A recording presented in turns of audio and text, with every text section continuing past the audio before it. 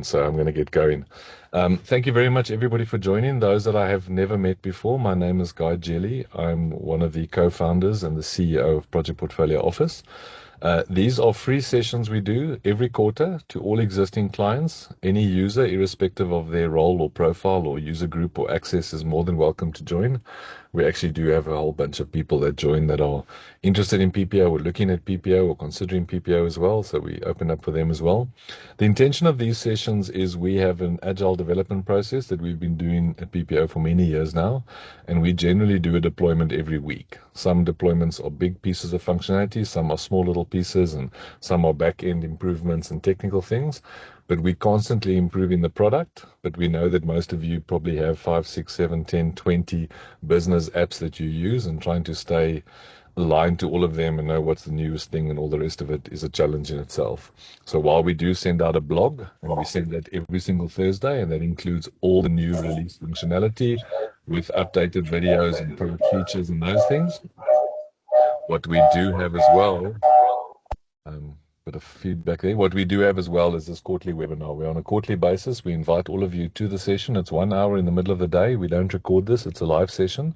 And what we aim to do here is to wrap up what we've covered in the last quarter, look a little bit ahead at times at what we're looking at, but most importantly then also just to cover one unique use of PPO that one of our existing customers has used. So for today, that's the welcome and introduction. Tarryn is going to cover the homepage improvements. We continue to improve the homepage to give you more power and more flexibility to manage your own reporting and dashboarding and those things. External form was a piece of work that one of our developers, Neil, worked on for long. We have a whole bunch of clients now making use of that, and they keep giving us new ideas as well. So we keep adding to that, new improvements. And then I'm excited today to introduce Barend Cornea. Most of you that have been around PPO for long enough know Barend. Barend was actually also one of the co-founders of PPO many, many years ago. So Barend and I have known each other from before PPO days, all the way back to KPMG and First National Bank and some of these clients we worked at and articled at and did projects for before PPO. Barend and his team at CoLab have been using PPO for many years. When he stepped away from PPO, he stepped into or started a very successful consultancy, doing a lot of strategic execution work, portfolio management, project delivery, resourcing, and has been a PPO partner for many years. Barend every now and again does work with clients that use other tools, so he is independent and he has used other tools, but he keeps coming back and working with us on new features and new functionality and keep pushing us for new things, which is great. And Barend and them did quite a bit of work on the stakeholder management side, which is not a standard entity or standard feature in PPO, but with PPO's configurable and customizable entities, it's something that you can do. So we asked Barend to cover that for us today. So I'm excited to have Barend back, one of the, as I said, co-founders of PPO many, many years ago. So Barend will cover that, and then time prevailing, we'll cover some timeline chart enhancements. Mahadi and Daniel on the development team continue to work on the scheduler and add new views and new features there. We'll do Q&A as always, but during the session, if you have questions, please post it. Lindy, who's normally my right-hand lady on these sessions, is on leave, but she's got some of her team members who are going to join and help me today. So any questions you have, please don't ask during the session. It's too disruptive and we don't get through the stuff, but you're more than welcome to post them in the chat. We'll respond to them during the chat, and then we'll open up questions at the end. And then Tarryn will just share the next webinar date as well, so that'll be coming up as well. We started this year to encourage as many users as possible to attend, so we're trying to ensure that we get attendance on all 4 webinars for the year. So far, I think if Tarryn goes to the next screen, we have 42 clients who are in the running, not 42 users, a lot more users, but 42 of our clients have attended the first webinar. So of that, there's a whole bunch of users. I'm not going to give you the exact number, but they are in the running for one of the PPO branded hoodies. I saw Tarryn stood up just now. I thought she was bragging and showing you her PPO hoodie. But thanks for those of you that are attending again. If it is your second attendance for this year, then you're in the running there, and just keep coming for those as well. Okay, next slide. New clients, thank you very much for the ongoing support of PPO. Some of you may be on the call today. The South African Civil Aviation Authority, SMART, Jiva, Interiors. I know there are others that have signed up that are probably on this call today, and it's not that we don't love you or care about you, but we only showcase 2 or 3 every quarter, so it's also an incentive for you to come back next quarter, and then you'll see your logo up there. But Famous Brands and Discovery and some others that I know have joined in the last month. Thanks for your ongoing support of PPO, and we'll showcase you in the future. And to these 3 clients, hopefully you're all on the call today, and hopefully it's the first of many quarterly webinars. Okay, last quarter's been busy. The year always starts off fairly busy, and we've been fairly busy. So these are all the things we've done since April 2026. We include this in the content, and you'll get these slides afterwards. But we'll cover most of these features during the course of the session today. Remember, all the features we cover are covered on our newsletter. So the best way to actually stay up to date on a weekly basis is to follow our newsletter. We don't sell you training. We're not trying to give you PDP points. We're not selling you Black Friday specials or anything like that. We literally just want to make sure that every time we update PPO and improve it and enhance it, you guys get notice of it. And it's a quick video for you normally to follow and see and understand what's included. So there's the blog link, email address, name and surname, and you go to our list and you'll receive 1 email every Thursday covering the latest feature that we've deployed.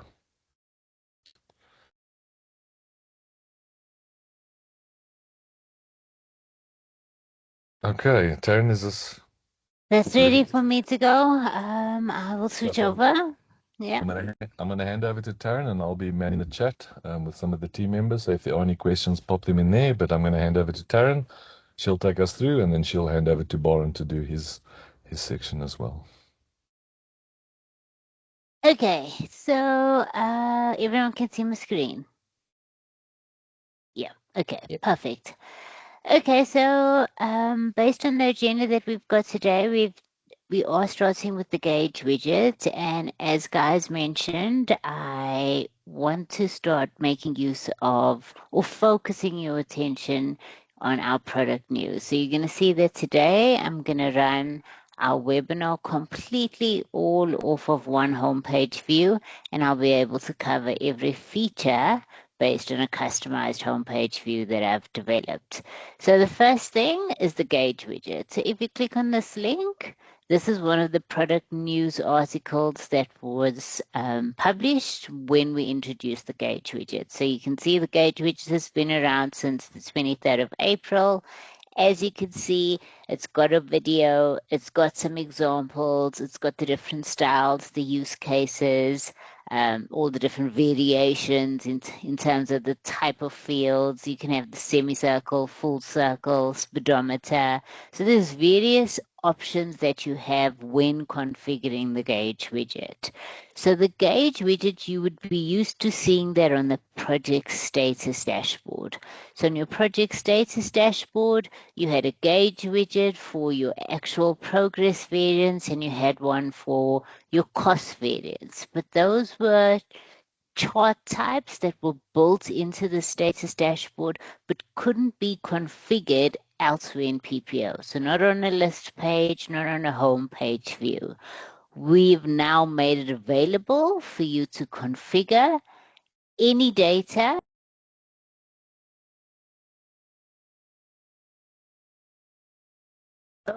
and create a Gauge widget either on a list page or home page view.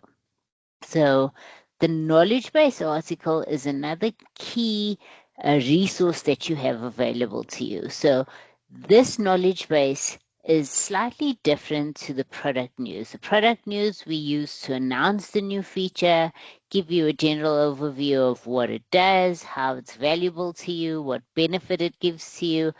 But in the knowledge base article, you're going to see there's quite a number of use cases. So if you're stuck with how this could be applied or how could you use it in your environment, you'll see using your own data, and a lot of this is out of the box data, not configured. So you would likely have exactly the same kind of features available to you, is things like, as an example, being able to calculate budget variance. So, I mean, it's total at completion minus the sum of the budget. Now, introducing a gauge widget, as you can see, every single possible setting that you'd need to successfully implement a gauge widget just to see the sum of the variance across your portfolio of projects is done for you.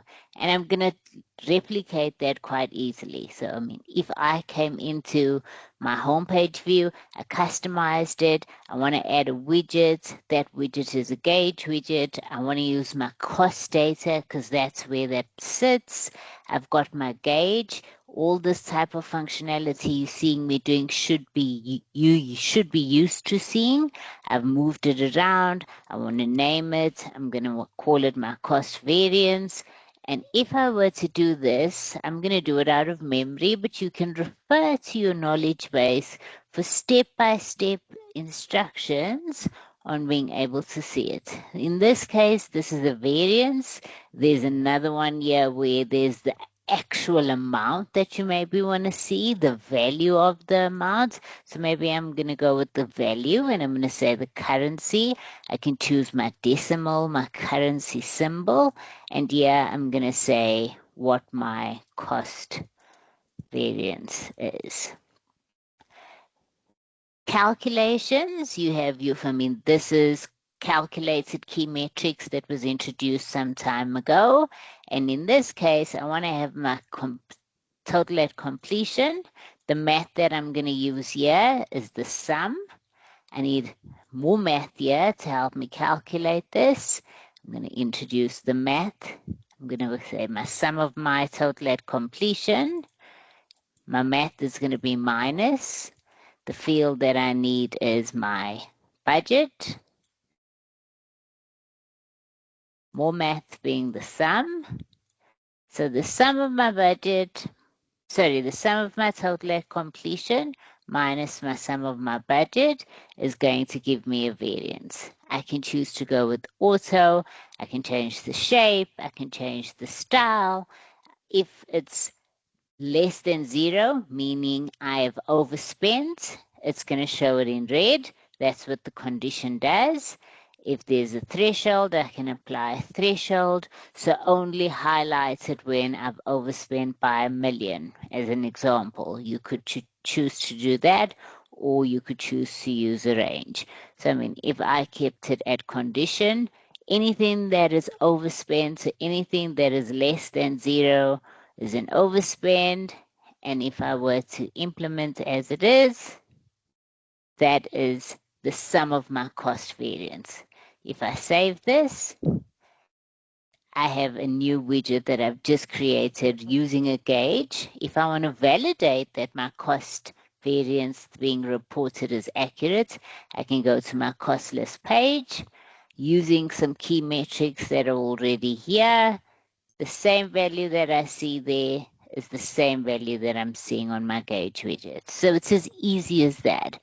Using, I know for some, using your widgets and understanding that you can build your own dashboards using the widgets might seem a bit overwhelming, but the more you do it, the more use you make of the knowledge base, the videos, you can quite easily customize a dashboard which will give you insights that you never thought were possible. So taking care of our first feature today, we have our gauge widget. The next feature is one that we did introduce at the March webinar, but it hadn't yet been deployed to all clients. And I gave you a brief demo of it, but now you have it, and I'm going to once again show you how to use it. So the use case that I'm going to apply is that I have a portfolio of projects. What I want to be able to do is I want to be able to copy this widget, which is a table widget or a list widget, and what I want to do is I want to translate this into 3 different sections to show my regulatory portfolio, my transform and grow, portfolio and my run the business portfolio. So I can see that they all belong to different portfolios, but I want to separate them into 3 separate sections, and I don't want to reconfigure the lists or the columns that I see. So you can see that the first thing that you can do tells me that I can copy. So I mean, if I copy this,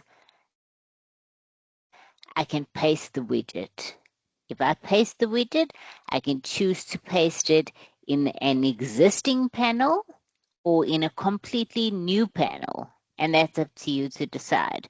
So if I were to paste it here, it would go into a new panel. If I paste it here, it's going to paste it in the same panel. So the first thing I want to do is I want to change this to say transform and grow.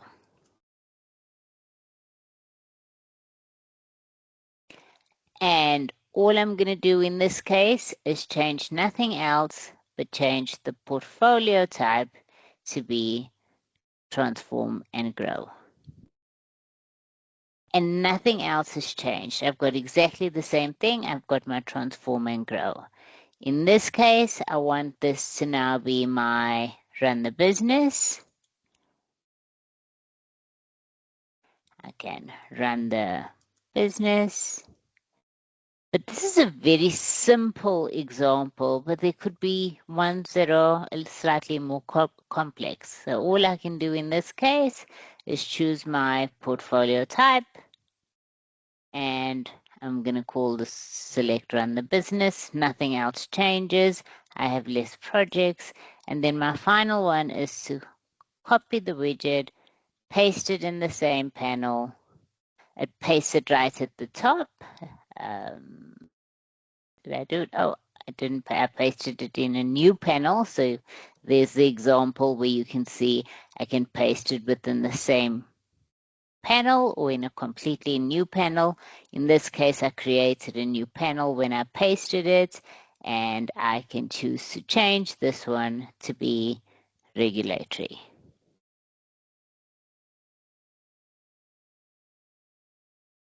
And if I'm not happy with the fact that I've actually done this and put it in its separate panel, I can go again, I can edit it, and I can copy this widget. Yeah. So I mean, yeah, you can see I could either copy the panel, which I definitely don't want to do. I want to copy the widget and I want to paste it into my existing panel. So there it goes into my existing panel, and I can choose to delete it out of its own panel. The name again needs to change because it pasted it right at the top. This becomes my regulatory.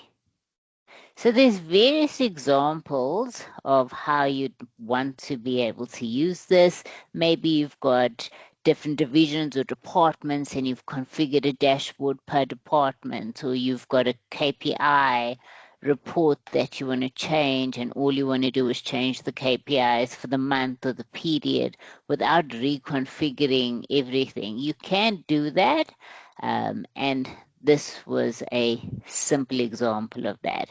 So maybe I love my settings here with what I've done on my variance graphs. I like the styles.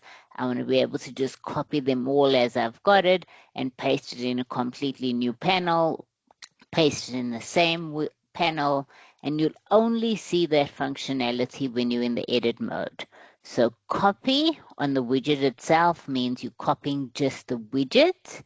And this one means that I'm copying the entire panel. So I'll do a quick example. I'll copy the panel and pasting it will push it to the top, and you'll see that I've pasted the entire panel. And there's the 2 panels duplicated. And you can choose which one it is that you want to start making changes to. So we did introduce this feature at the previous webinar, but it hadn't yet been made available on your instance, but it is now. So both Gauge Widget's been around for a while, copying, pasting, that's been available. You'll see it in your product news as well. The next feature, if my memory is right according to the agenda, is our demand external form link. So you can see I've got this pasted multiple times in different panels depending on how the webinar went when I'd get there, but here's it quickly available to me. So a little bit about the external form for those of you who haven't used it, aren't aware of it. This is a mechanism mostly used in the cases of pipeline, new project requests, project proposals, is where we found this use case had initially originated, but in actual fact, PPO allows you to use it for any entity that exists in PPO, except for time entries, is not supported by the external form. What it does is that in huge organizations, and maybe not even huge, you might find that you have a project office, but you have quite a number of departments that drive the delivery or the portfolio of projects of that PMO, and they collect proposals or requests from various departments. And in some instances, that's all they're ever going to do in PPO. They're not going to run projects. They're not going to form part of a project team. They're not going to contribute to completing the work or delivery. But what they do want to do is log new ideas. They want to log requests for the consideration of the PMO. If you're working in a manual fashion, you might have some kind of a project form which people get off the internet, they complete it, they submit it to the PMO, and the PMO needs to find a way to correlate that data and say that this is the number of requests for new projects that we've received this month or this year. Some clients in the past have used integration via our open API to meet the same requirements, but the benefit of using PPO's external form is that we take care of all of the configuration for you. So you have no limitation around changing data fields, introducing new fields, limiting who can complete the form via whitelisting IP addresses, things like that. If you do this via integration in the Open API, you're dependent on a technical resource, or if configuration changes, then the integration breaks. So the focus of this is non-users of PPO that have a mechanism to be able to communicate with the PPO, with the PMO via project requests. And that's just one example. I mean, we have some clients that use it for various things, and this is one example of how you can use it. If you've configured your external form, I know I don't have lots and lots of time to cover it, but that is available under administration. An administrator of PPO would be able to configure that external form. You get the form link, which I've accessed via my homepage. And in this case, it's a demand request form.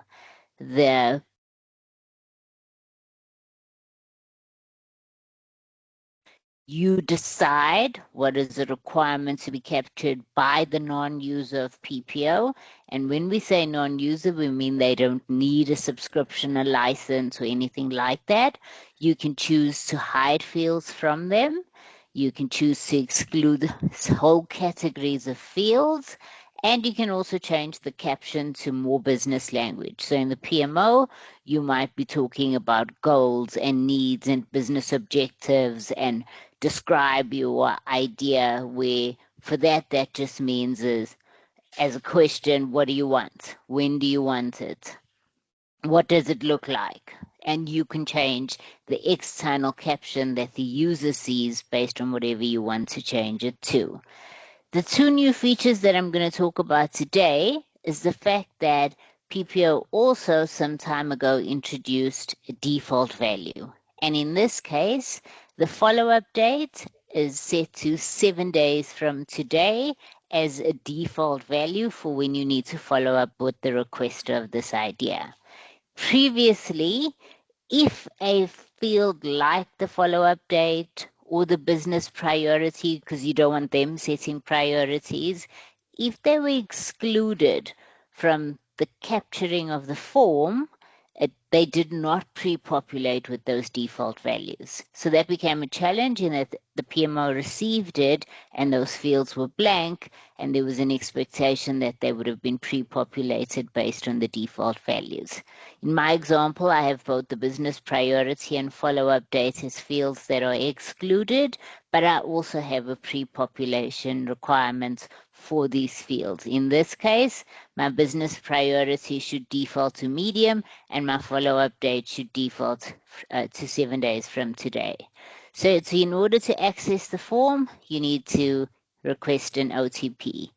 The second enhancement that I'm going to talk about is the fact that we have also introduced the ability to send confirmation that their form has been submitted based on the fact that they've completed the form. We know their email address. We can send them a confirmation email that their form has been submitted. In PPO, as a standard, we only send emails to users, and that's for your protection more than ours, because we want to make sure that you're not sharing data with people that have left the organization. So by default, we only send to users. So I'm just going to quickly complete this with test information in the interest of time and the required end dates when I want this idea, and requesting department. So this is how the form has been configured. If we quickly check the external form configuration, you can see what are the fields that the users are required to capture, and there's just a very few short fields. And once I submit this, the form has been submitted successfully. This was often missed by the user. They didn't see it for some reason. And because I have completed it, I now get a confirmation email. So quickly show you what that confirmation email will look like. There you see the confirmation email of the fields that was submitted by the non-user of PPO. So the instance that I'm using today, I don't have an actual user account. So you can see when I've logged in, I'm logged in as somebody else. I don't have a user account. And if I check my record in PPO that I've just created, log today, it should say test. As my expectation was that my priority will default to medium, it's done that. And my follow-up date has defaulted to 7 days from today, being the 17th of June. So those are the two external form link features. If this is not something that you're not yet using, it might be something for you to discuss with your success manager. There are some use cases for this. Maybe you haven't thought of them. Just chat to your SM if you have a scenario where you're communicating via Excel-based forms with non-users of PPO. So I think that's it before I hand over to Warren, if I'm right. Before you hand over, Guy, did I cover? I covered Gauge, copy. Yeah, there we go. You covered Good. everything you wanted, yeah.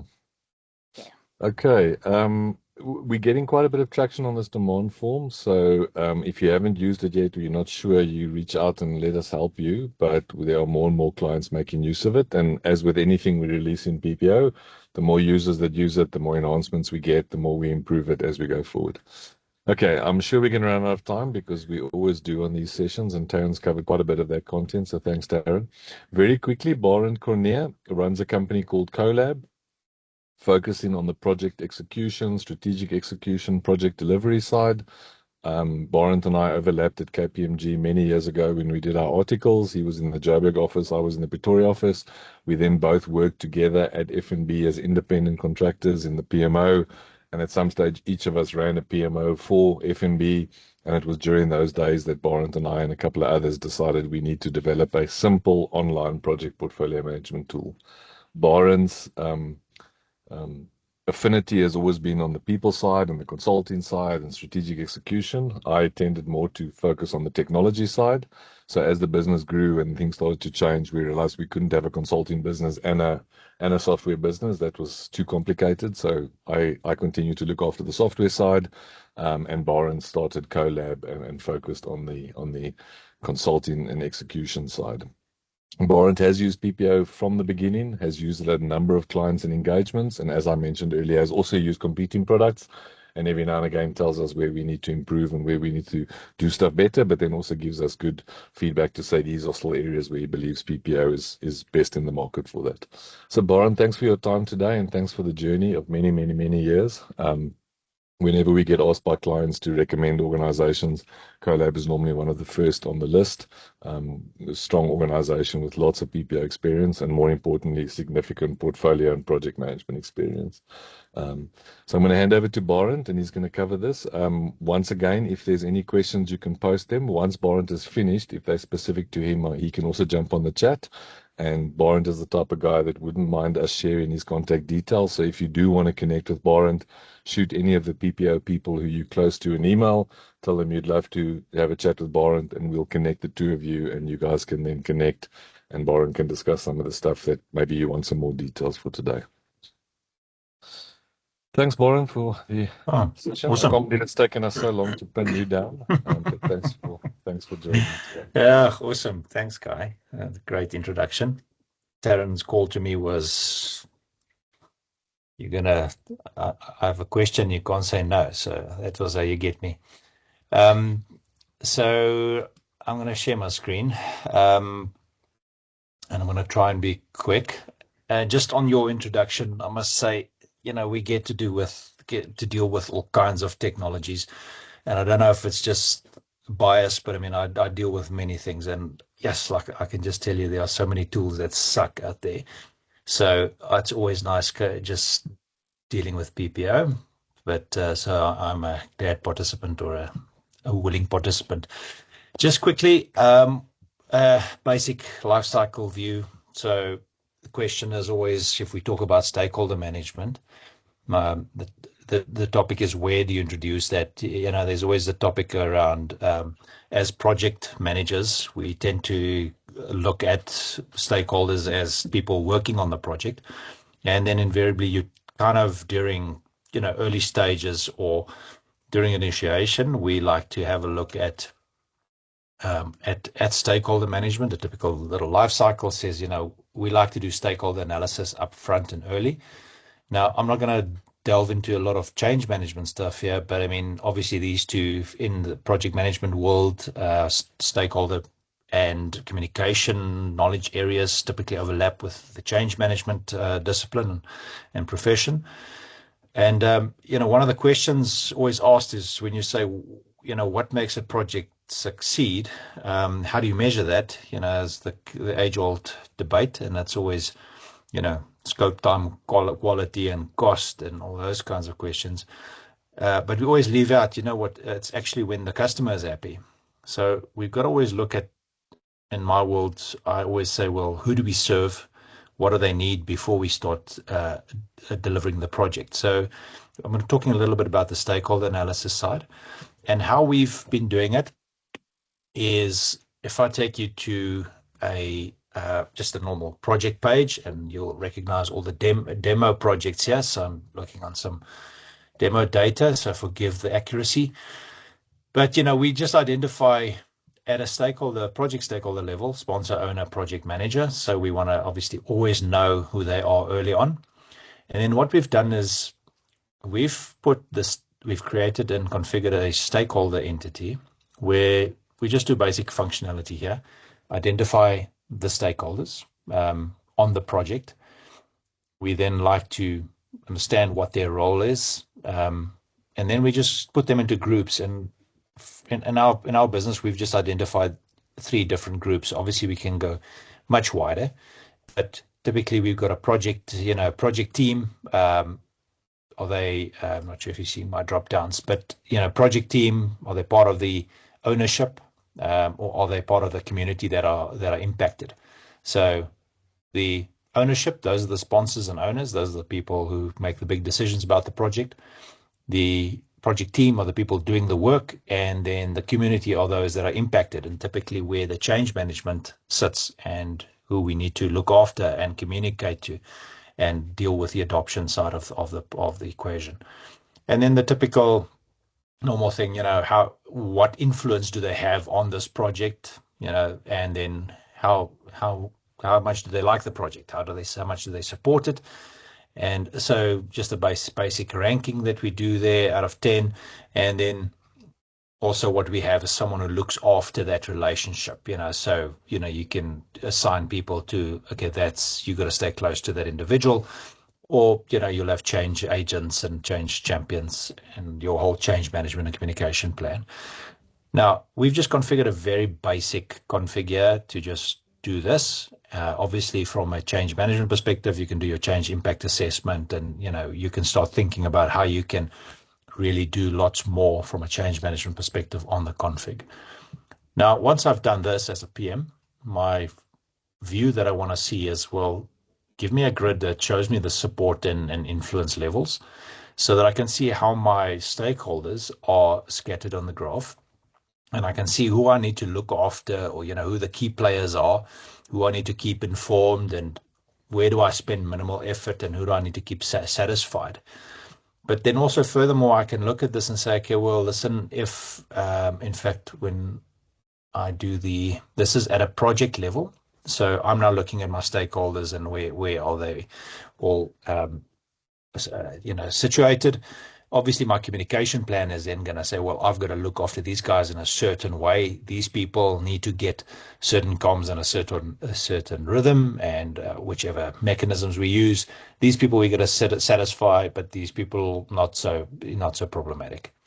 And then obviously on my report, I can see my stakeholders and which group they fit into. I can see them in one view, who are in the community and who are the people doing the work. Because, these people we talk to on a daily and a weekly basis. These people typically weekly, monthly basis. These guys, we need to say, well, how do we serve them in a change plan? We've also gone further to say, well, where are these people involved? Because sometimes, often the people on the team, they want to know when am I impacted and where do you need me? So just in our method, we've just got initiation planning workshop, the kind of major points where people come together, and where are they involved? And then also from a project manager perspective, I can see, do I have the right people on my planning workshop? Do I have, I've got the wrong people? Is my sponsor there? Do I have the right people? Initiation, start in the boardroom, end in the boardroom, do I have the right person there? Yeah, I've got my sponsor in both, so I'm sorted. Who sits typically on the PRC, Portfolio Review Committee, and who's on my steering committee? So if I look at this, it looks a bit light. I probably need to look at who else is on my in my steering committee. So, these are things that we can see in spreadsheets and graphs and wherever, but right now, it's all together. It's in we keep the data, we can track it, and we can see it in one view. So if I then also say, well, I've now selected Tracy, the sponsor on this project, and I say, well, I want to see what her life looks like across all the different projects. And I see, but she's in the ownership team across all these projects, and she is scattered across. And I'm going to say, well, if she's in the ownership team and, she is, well, yes, she's got low influence. I'm more worried about things towards the left. Why is she not supporting this project? What do I need to do with her to move her to the right? And in this project, is there a concern? Should I move her to the right? So from a PMO perspective, portfolio review, I can say, well, listen, change management needs to go and spend attention on her specifically in those projects, or being the project manager. Yeah, and then as an individual, Tracy can then see where she's being pulled in, or listen, I'm overused in planning. I'm a sponsor. I shouldn't be in so many planning workshops, take me out. Okay, so just these are great views that we find very useful. What we then also did is on a homepage from a portfolio perspective, a couple of views just to say, well, Here I can see the projects per sponsor. So I'm going to see, Tracy, she's very busy. So that's going to be, she owns a bunch of projects. This gets a bit much. Maybe we should look at, at the activation side. Some of these people are slacking. We can assign some projects to them. Then here we look at, I like to see the stakeholders occupied by project. So how many people are being kept busy by each project or impacted? So this gives me a view on that, so I can see which project takes up the most of the people energy time. If I move on to the right, I can see the stakeholders occupied per department. So I can see the project office, their people are being deployed, obviously a bunch of project managers, business analysts in this case, also assigned, and the IT department, lots of people. So these projects, projects and in their different roles, who's owner, who's project team, and community. Now, this is demo data, so obviously you can imagine, from a change management perspective, you want to look at this and see what's, what the impact is there. And then just looking at it from a steering committee point of view, I say, well, or the projects with steering committee attendance, stakeholder attendance, I can see, well, quickly looking at this project has got 14 steerco members, something wrong, way too many people in a steering committee. We got to go and look there. And maybe there's not enough in these. So just a quick view. And then obviously I've got a quick link to my 2 reports that I shared, and quick link to, I can see on my homepage, I can do the stakeholder analysis by the different projects, and I can see where, they are involved and what the relationship is. All kinds of other reports one can run. Not going to go into that. I think I need to give some time back. So yeah, that's just the short view of what we do with stakeholder management. Very basic, very simple, but with all the things we do, we like to keep it what we call best practical, simple, punchy, get it done, get the focus in the right place. Yep. So that's me, and I'll hand back. There's Boran's LinkedIn page, so go and follow him. No, you took it off.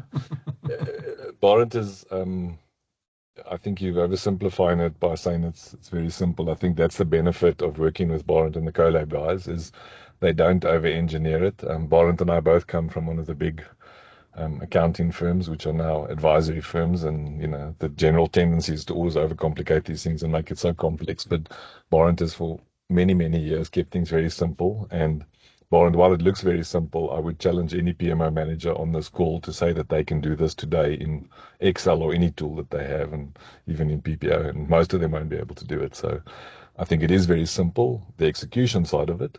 But I think having it there and having it available and being able to do all that analysis and the portfolio view and the support and all the rest of it, I think is crucially important.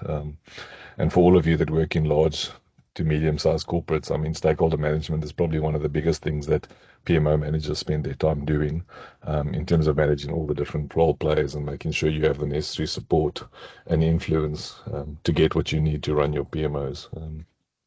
So thanks very much, Boran. Some of the things that you can add to that is free text fields that give you more information about them, the relationship owner, who's best to manage this resource, or this stakeholder, those type of things. So you can expand on this as well. But I think just having that view, and for those of you that use PPO and use it well and have had lots of experience, you can obviously embed these things into charters and into closure reports and into project management plans, so that you can have some of those stakeholder views in part of your project artifacts as well, which I think is useful as well. It also helps the PMO ensure that the project managers are doing this correctly without having to check it manually. You should be able to sit remotely at 4 o'clock in the morning when you wake up worried about the stuff to say, has this project done their stakeholder management? Do I believe they've have the right people and those things? So very powerful.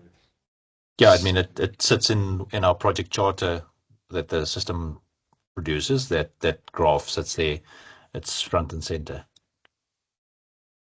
Okay, so thanks very much. If you don't, I mean, obviously this is a custom entity that you configure. All administrators have the necessary rights and access to be able to configure exactly what Boran showed you with the widgets and those things. A lot of the reporting you'll be able to do yourself as well these days on his customized homepage. But if you need any help or any guidance from us, or you want to reach out to Boran, Tarryn has now shared his LinkedIn profile there in the chat. You can do that as well. Boran, thanks very much for sharing.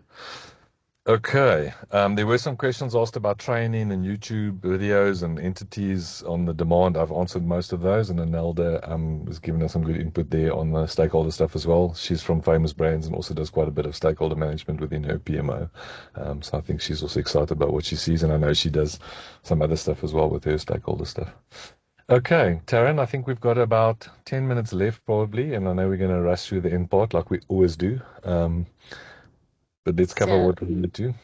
What I will do is I will focus on the timeline and the scheduler dates. If I can get through that, and I'll stop, and then we can move the compact view over to the next session. I don't think that should be a problem, so I'll talk quickly. So the timeline chart, again, same thing. This has been recently deployed, 18th of May.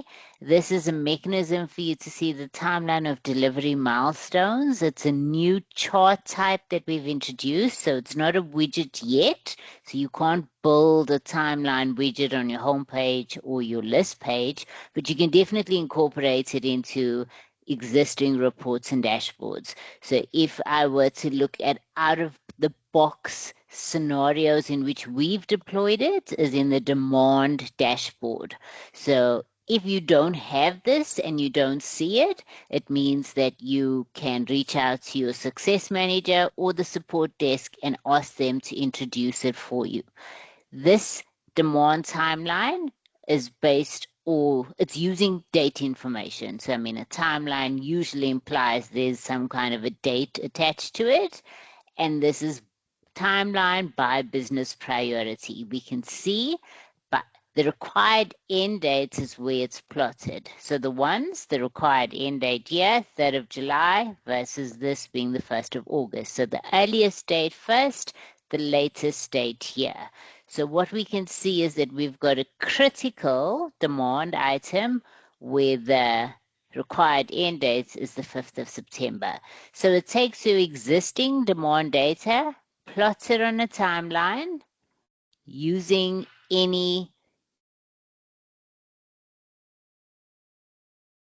applicable. I mean, you could do this by portfolio. I mean, priority works well because it's color coded, so you can very quickly see your low ones. And if the low ones are required a lot sooner than your critical ones, you're probably going to want to address that.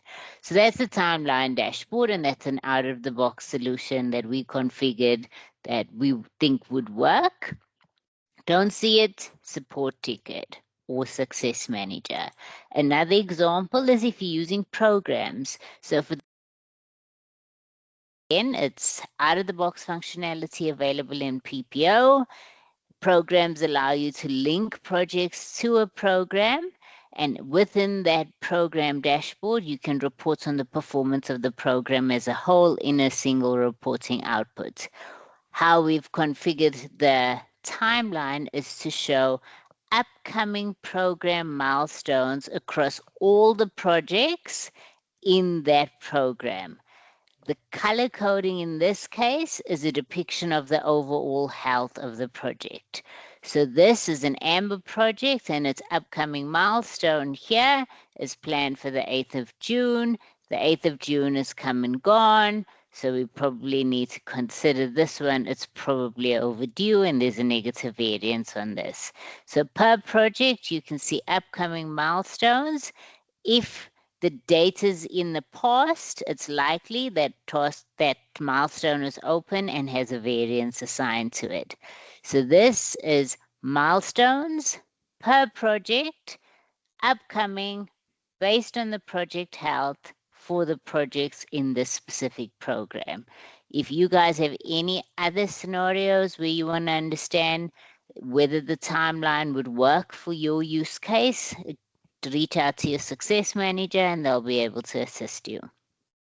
The last one I'm going to chat to is the scheduler task states. So again, I was in preparation. I already put a link to the scheduler of the particular schedule that I want to demonstrate this on.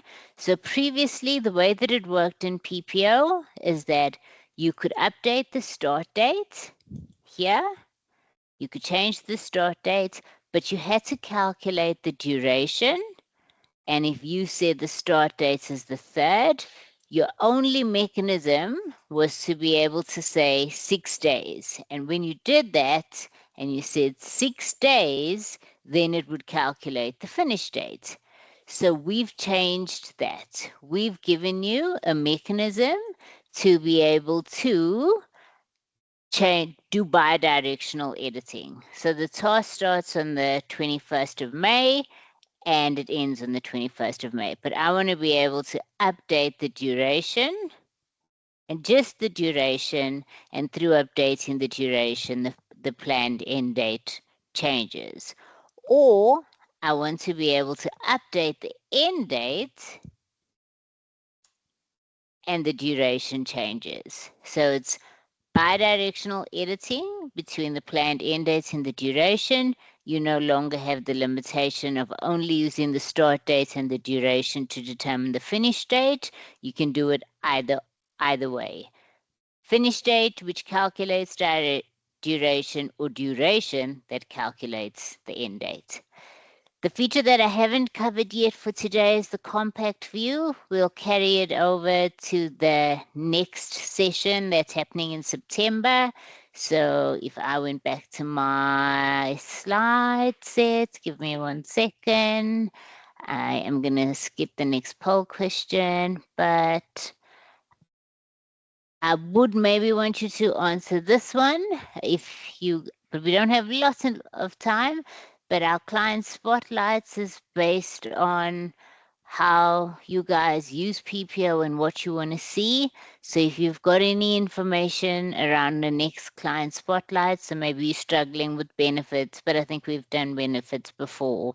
We've done resource allocations. But if you struggling with something specific in PPO and you want to see how other clients are doing it, it would be useful for you to share that information. Even if you don't complete the poll, maybe drop it in the chat. That will be useful for me either way, where you put it.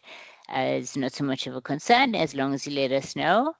Then the other thing that I wanted to cover is 2 polls. Very quickly, if you wouldn't mind, we would love to know how many people are contributing to project delivery, discussions, formal meetings, raids, etc., that don't currently have PPO access. So do you have lots of people involved in projects where they are doing work manually outside of PPO, sending emails to the project manager who then needs to keep that information updated? It would be useful for us to understand what that looks like and how we could potentially help you. So if you can, if you've got some time, just to please complete that for us. I see my share's been stolen. I'm stealing it back. Tarryn's rushing through this quickly, but we just wanted to do 2 things. We wanted to understand what client spotlights are you interested in, and I wouldn't phrase it in terms of what you're battling with at PPO. I would more phrase it in terms of which capability within your PMO are you battling with? Which knowledge area are you failing to get traction? Because if you're doing that and it's, say, stakeholder management, I can introduce you to Barent and say, Barent does this very well, has got some good traction. PPO is one part of improved stakeholder management, but this is how you could go about doing that. So that's the one thing. And then the second thing is we've done quite a bit of functionality in PPO around allowing external users who are not PPO users to get into PPO, collaboration, communication, report mailers, timesheeting, those type of things. So we're always interested to see in the project delivery space how many organizations are using PPO, but just as a project manager tool or just as a reporting tool. So that's where these questions come from. And one final one here. If PPO could help you compare planned resource allocations against actual time spent. How valuable would that be to your organization? Tarryn, So, you've lost your slides again. okay, somebody has stolen my share again. Let me share it back.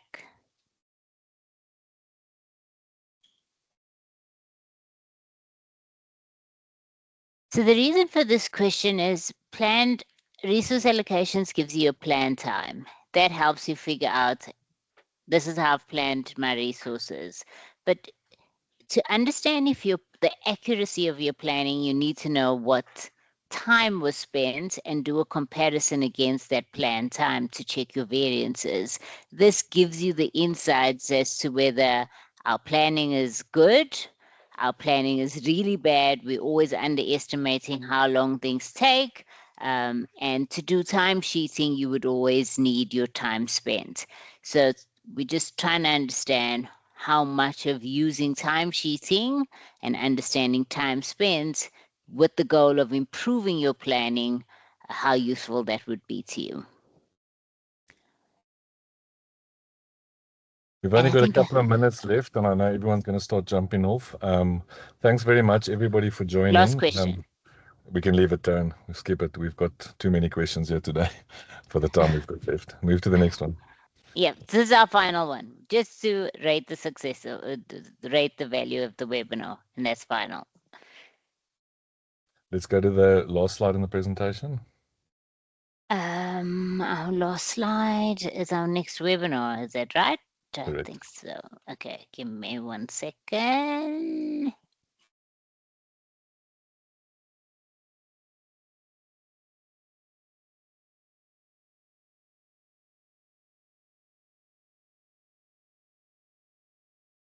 That's it. Okay, so 9th of September is our next webinar. You can reserve your seat already there. The webinar dates are also on our website, so you're more than welcome to go to our website, go to the webinars, you'll see it there and find it. The content of that we'll craft closer to the time as the pipeline pulls out and we've got some new features, but you can book that. The date and time won't change, and you can book that in the meantime as well. There are some 1 or 2 questions coming up here. Rachel, you can already do the resource allocation from the task section. You've got 2 options in PPO. You can do resource allocation planning from tasks or from the resource allocation entity. With the new scheduler now and multiple resources assigned to a single task, you can do it very well, actually. Much more improvement than in the past. So I think that's there. But we'll stick around on the call and answer 1 or 2 more questions. But thanks everyone for joining. I know that most of you will drop off now for your next meeting. Thanks for joining. Tarryn and the team will stick around and answer any other questions we may have. But yeah, thanks very much. Thank you, everyone. I'm still here for a couple of minutes. Thank you. Goodbye, guys. Thanks, everybody. Thank you. Bye-bye. Thanks. Bye-bye. And now, do you have a question, or is it an old hand? No, I'm not waving for myself. I'm waving for you guys. Look like a hand up. Yeah, I have a question on. So recently there was a question from Exco asking baseline. I mean, we've enabled baseline tracking on our projects. There's a ability to tick whether you want to log the baseline. But when we report, we're only looking at planned versus actuals, which is not really, you know, you need to compare it against what you set out in the beginning, against your baseline, because planned and actual should theoretically always be close to each other. You can't plan for something that's in the past.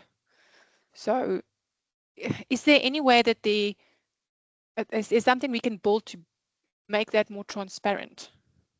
So I just want to understand and double check. I'm sure your success manager will jump in at some point, but I just want to confirm if when you say you are doing your baselining, are you setting the baseline date of your projects once your plan has been finalized and accepted? Because in PPO, you've got that ability to set the baseline. So I mean, if I do this and insert the baseline date field, Mhm. Okay, let me double check if this is activated. Don't think it is. Let me quickly activate it for you. Baselining. Okay, so if I check my projects and I insert the baseline data, it's going to tell me which projects have been baselined. So the trick to this is that in most cases, what people often think that they need to do is they set in the end date of the project as the baseline, which is incorrect. You're not doing that.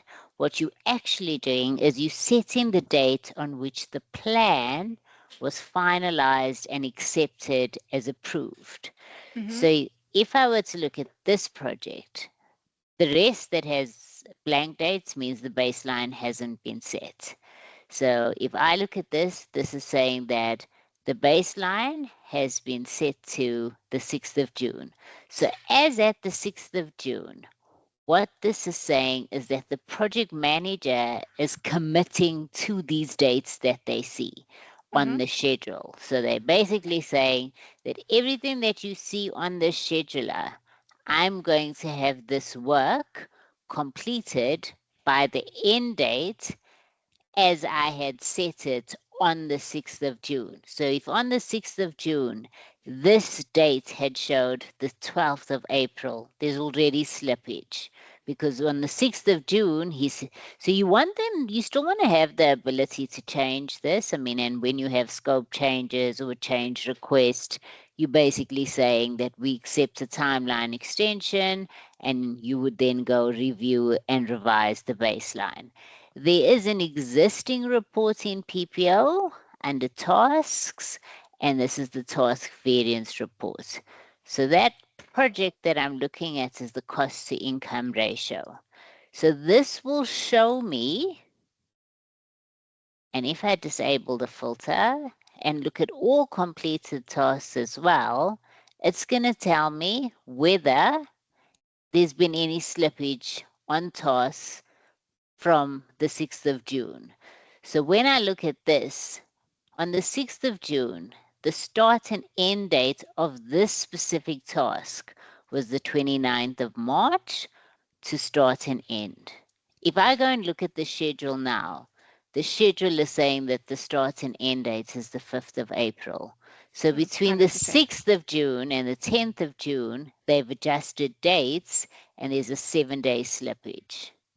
Okay, 100%. I'm 100% with you. I think what I was lacking is the where to find this report, because I didn't know. I couldn't go back to where was my initial baselines. I know what date it was set, but where is it? The second question I have, though, is what we report on as variance in our project views and stuff like that.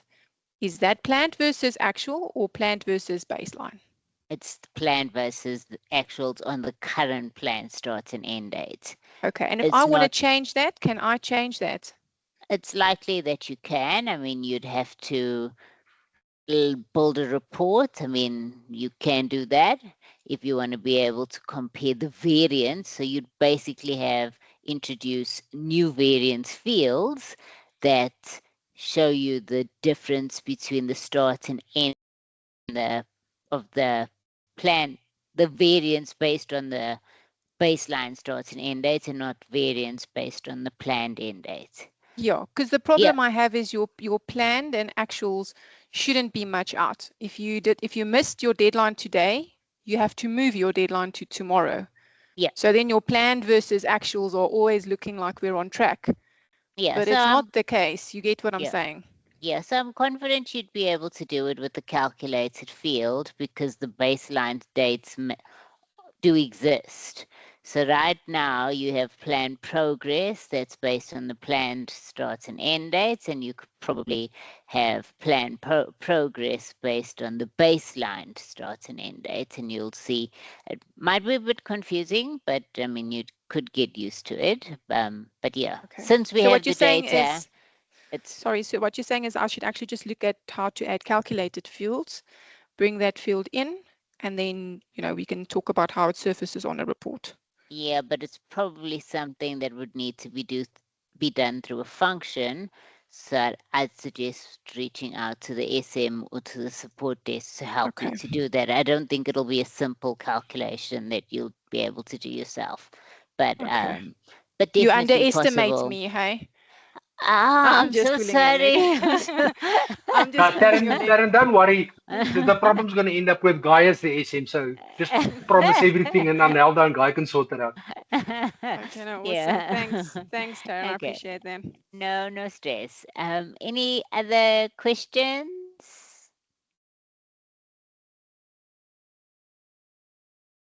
Yeah, Bongi.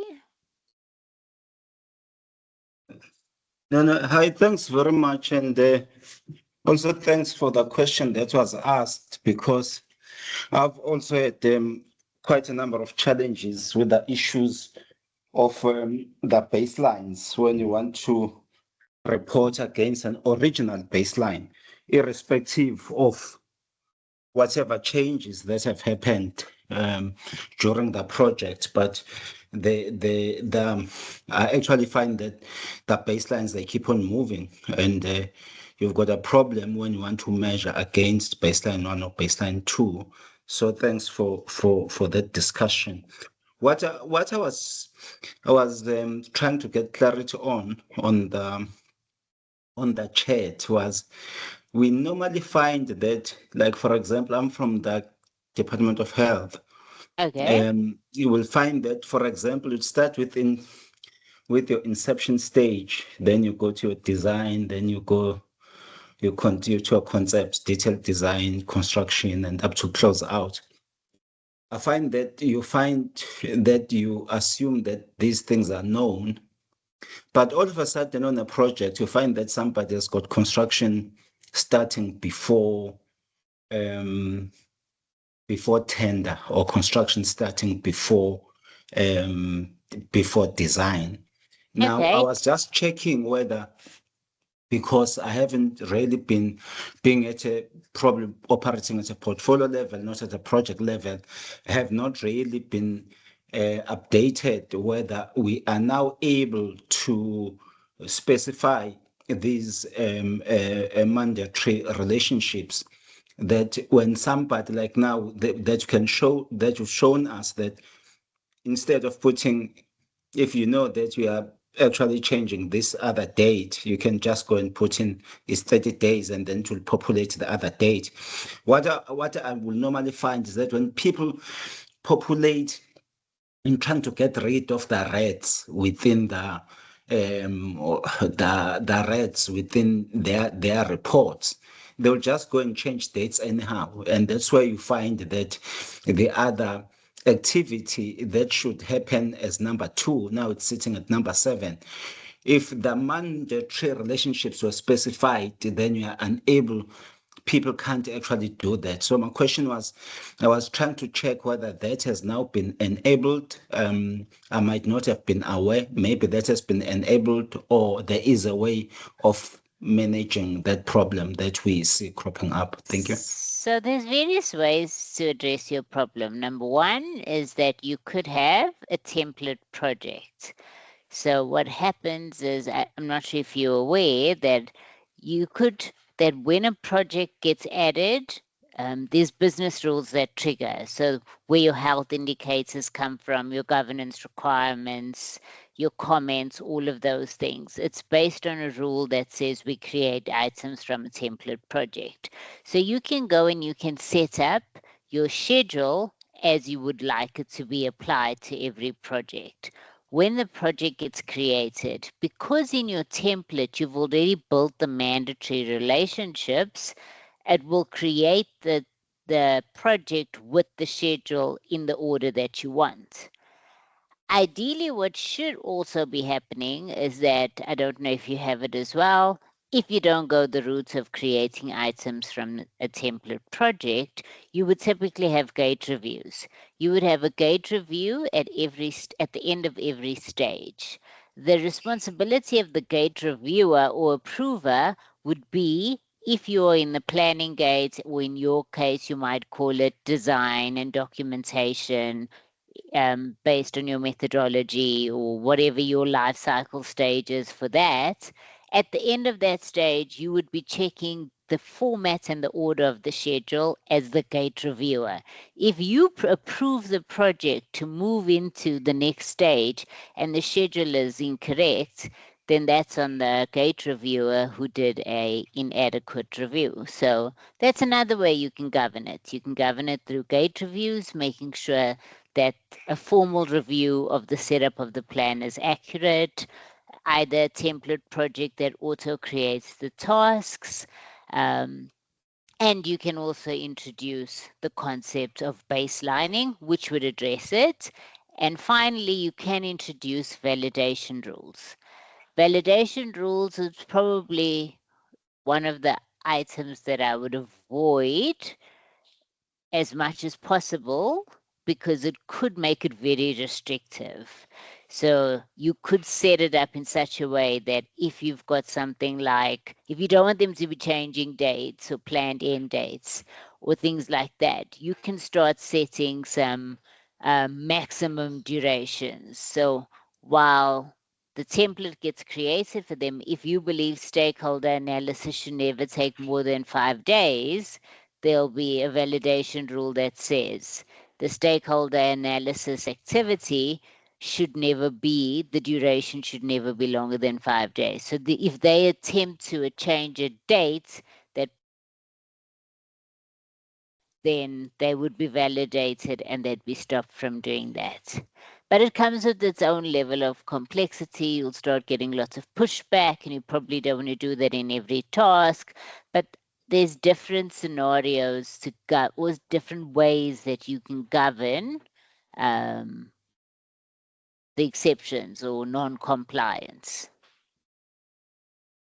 But if you chat to your SM, Andre is luckily here. I mean, you can chat to him a little bit more. I guess between him and Ben, you can come up with something that works best without creating too many restrictive rules. But hopefully that gives you some ideas.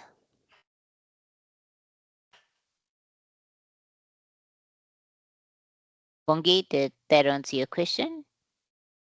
Yeah, no, that's fine. We'll engage because where we speak about one organization can have 1,000 of these projects, and not all of them go through the same process of a gateway review, because some of them are projects that are typically current or your operations and maintenance projects as composed to your capital projects. So it does become complex to manage them, but I do note the options that you've alluded to. We will then engage outside here. Thanks.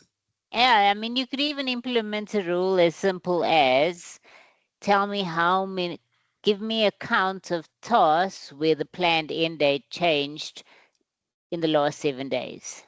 And you'd be able to, I mean, that's the first step. So you'd be able to see, did somebody go and change the planned end date or the duration of something in the last 7 days? And if you start seeing 20 tasks change, then you know they've moved out the projects to avoid the red. I mean, it could be as simple as just knowing whether it was done or not.